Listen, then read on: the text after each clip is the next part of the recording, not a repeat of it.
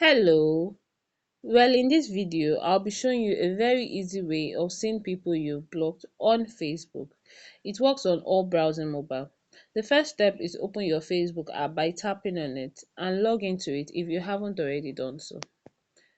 The second step is to tap on the menu icon, that is the three horizontal lines on the top right corner of your Android mobile phone or bottom right corner of your iOS mobile phone.